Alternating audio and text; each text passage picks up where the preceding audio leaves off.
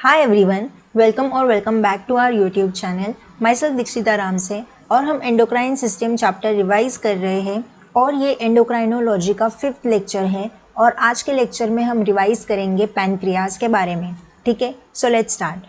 So first of all, pancreas is the composite gland, यानी कि ये एंडोक्राइन भी है एंड एक्सोक्राइन भी है, यानी कि ये दोनों के जैसे वर्क करती है। अगर हम एक्सोक्राइन की बात करें तो मेनली एक्सोक्राइन पैनक्रियाज को क्यों बोलेंगे, क्योंकि पैनक्रियाज सिक्रेट करती है कुछ एंजाइम्स, पैनक्रियाटिक एंजाइम्स, जो कि डाइजेशन के रिलेटेड होते हैं। एंड मेनली पैनक्रियाज का जो पार्ट होता है पैनक्रियाटिक एसिनाई, वो सिक्रेट करते हैं एंजाइम्स को। तो ये तो हो गया एक्सोक्राइन पार्ट के बारे में, लेकिन हमें इस चैप्टर में एंडोक्राइन पार्ट पे बहुत ज़्यादा फोकस करना है। तो एंडोक्राइन जो पार्ट होता है वो सिक्रेट करती है आइलेट्स ऑफ लैंगरहैंस, जिनका नंबर होता है 1 से लेके 2 मिलियन। ठीक है, और वो 1 to 2% ऑफ पैनक्रियाटिक टिश्यूज़ होती है आइलेट्स ऑफ लैंगरहैंस। मेनली इसमें जो 2 हार्मोन्स हमें पढ़ने हैं वो है ग्लूकागोन एंड इंसुलिन। तो पैनक्रियाज में 4 तरीके की सेल्स होती है, अल्फा सेल, बीटा सेल्स, एक delta cells and F cells. तो उनमें से जो अल्फा सेल होती है वो सिक्रेट करती है ग्लूकागोन हार्मोन और जो बीटा सेल्स होती है वो सिक्रेट करती है इंसुलिन। और अगर हम दोनों हार्मोन्स की बात करें, वेदर इट इज़ ग्लूकागोन या फिर इंसुलिन, दोनों ही होते हैं पेप्टाइड हार्मोन्स। तो सबसे पहले हम ग्लूकागोन का रोल देख लेते हैं कि ग्लूकागोन का क्या रोल होता है हमारे बॉडी के अंदर। So glucagon maintain normal blood glucose level. Normal blood glucose level को मेंटेन करने का काम करता है glucagon. Mainly act on hepatocytes, जो लिवर की सेल्स होती है मेनली उनके ऊपर एक्ट करता है ग्लूकागोन। देन ये ग्लाइकोजिनोलाइसिस यानी कि ग्लाइकोजन का ब्रेकडाउन करने में भी हेल्प करेगा।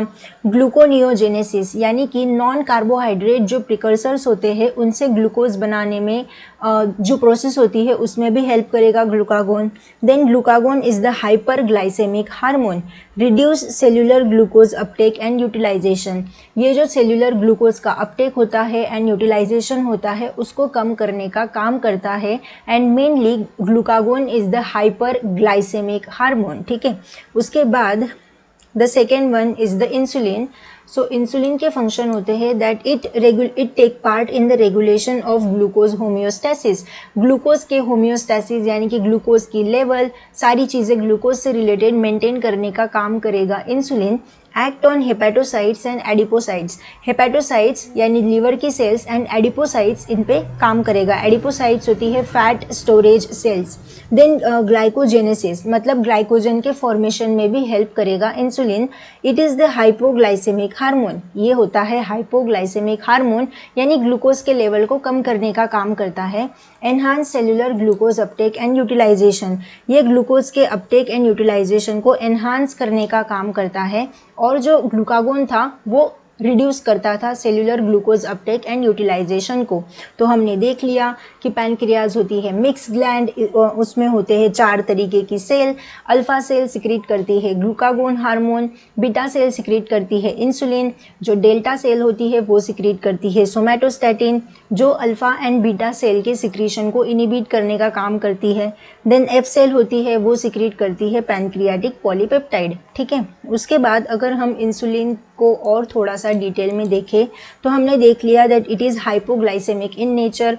देन जो इंसुलिन के जो जीन्स होते हैं वो क्रोमोसोम नंबर 11 के शॉर्ट आर्म में प्रेजेंट होते हैं। क्रोमोसोम की 2 आर्म्स होती है, एक होती है शॉर्ट आर्म, एक होती है लॉन्ग आर्म, जिसको हम P arm and Q arm भी कहते हैं। तो क्रोमोसोम नंबर 11 के शॉर्ट आर्म पे इंसुलिन के जीन्स प्रेजेंट होते हैं। जो ए चेन होती है, जो बी चेन होती है इंसुलिन की, उसमें होते हैं 30 अमीनो एसिड एंड जो ए चेन होती है उसमें होते हैं 21 अमीनो एसिड, यानी कि टोटल 51 अमीनो एसिड का बना हुआ होता है इंसुलिन हार्मोन। और ये कनेक्टेड होता है बाय डाइसल्फाइड बॉन्ड। इनके बीच में क्या होगा, डाइसल्फाइड बॉन्ड। तो जब भी ब्लड में ग्लूकोज का लेवल बढ़ता है तब जो बी सेल्स होती है, बीटा सेल्स होती है, वो रिलीज करती है इंसुलिन को। और जो इंसुलिन के रिसेप्टर्स होते हैं वो लिवर हो गया, स्केलेटल मसल्स हो गए या फिर एडिपोज टिश्यू यानी कि फैट स्टोरेज टिश्यू हो गए, उन पे प्रेजेंट होते हैं इंसुलिन के रिसेप्टर। अब देखते हैं कि action of insulin on liver. Suppose कि ब्लड में ग्लूकोज का लेवल यहाँ पे बढ़ गया, ये ब्लड कैपिलरी दिखाई है और यहाँ पे प्रेजेंट होते हैं कुछ ग्लूकोज के ट्रांसपोर्टर। तो ये GLUT1, GLUT2 जो ग्लूट 2 ट्रांसपोर्टर होता है वो बाय डायरेक्शनल होता है, ये एक एक्सेप्शन है। अदरवाइज जितने भी हम ग्लूट ट्रांसपोर्टर्स देखते हैं वो यूनिडायरेक्शनल होते हैं। यहाँ पे आपको दिख रहा है आई रिसेप्टर जिस पे आया इंसुलिन, देन वो ग्लूकोज को ग्लाइकोजन में कन्वर्ट करेगा, या फिर फॉस्फेटेज एंजाइम जो इनिबिट करेगा, या फिर ग्लाइकोजन का सिंथेसिस होगा, ये करेगी सारी चीज़ें इंसुलिन करेगा, ठीक है। उसके बाद अगर हम ग्लूट के बारे में देखें तो ग्लूट का फुल फॉर्म होता है ग्लूकोज ट्रांसपोर्टर। ये एक कैरियर प्रोटीन होता है जो कि फैसिलिटेटेड डिफ्यूजन में हेल्प करता है। ये एक मल्टी पास प्रोटीन होता है जो 12 बार यानी कि 12 टाइम्स मेम्ब्रेन को क्रॉस करता है। हमने एक GPCR रिसेप्टर भी पढ़ा था जो 7 बार मेम्ब्रेन को क्रॉस करता था, उसको हम सर्पेंटाइन कहते थे। तो वैसे ही जो ग्लूट होता है वो मल्टी पास प्रोटीन होता है जो 12 टाइम पास करता है। देन ग्लूट 1 से लेके 9 तक मतलब सारे ग्लूट होते हैं, ग्लूट 1, ग्लूट 2, ग्लूट 3 ऐसे करके, और मेनली जो ग्लूट 5 होता है वो फ्रक्टोज के लिए होता है, ठीक है। तो इसमें तो यही चीज़ें याद रखनी है। Then up regulation of the GLUT 4 upon binding of insulin to its receptor on the skeleton muscle. हाँ ठीक है, उसके बाद इंसुलिन के फंक्शन को अगर हम देखें तो make cell permeable to amino acid, cell को परमिएबल बनाएगा अमीनो एसिड के लिए, ग्रोथ को भी प्रमोट करने का काम करता है। और इससे ही रिलेटेड एक डिसऑर्डर होता है जिसका नाम है हाइपरग्लाइसेमिया, यानी ग्लूकोज का लेवल ब्लड में हद से ज़्यादा हो जाना। तो अगर ब्लड में ग्लूकोज 400 मिलीग्राम से अगर ज़्यादा हो रहा है तो उस कंडीशन को बोला जाता है हाइपरग्लाइसेमिया, ठीक है। तो यहाँ पे देखो कि जब GLUT 1 internalise when huge amount of glucose enter the cell, जब सेल के अंदर huge amount of glucose enter करता है तब ग्लूट 1 भी सेल के अंदर ही एंटर हो जाता है, यानी इंटरनलाइज हो जाता है। और ये यहाँ पे दिखाई गई है, epithelial cell changes its fuel and will start utilising fat, and इसके बाद ये फैट को यूटिलाइज करना स्टार्ट कर देता है। अब अगर कोई भी सेल अगर फैट को यूटिलाइज कर रही है तो उसे हम कहते हैं बीटा ऑक्सीडेशन। फिर जब भी फैट का यूटिलाइजेशन होता है तब बनती है कीटोन बॉडीज़ जो कि एसिडिक होती है, मतलब एसिडोसिस होगा। और जब भी ब्लड के अंदर या फिर बॉडी के अंदर कीटोन बॉडीज़ बढ़ती है तो उस कंडीशन को बोला जाता है कीटोसिस, ठीक है। उसके बाद glucose urea PCT can absorb 180 milligram of glucose, okay.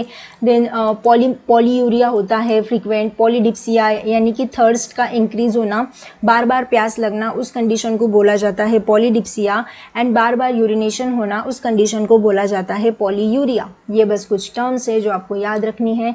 Then the persistence of all these symptoms for longer duration is called diabetes mellitus। और अगर पॉलीडिप्सिया, पॉलीयूरिया इस तरीके की अगर सिम्टम्स लार्ज ड्यूरेशन तक अगर देखने को मिलते हैं मतलब उस इंसान को है डायबिटीज़ मेलाइटस।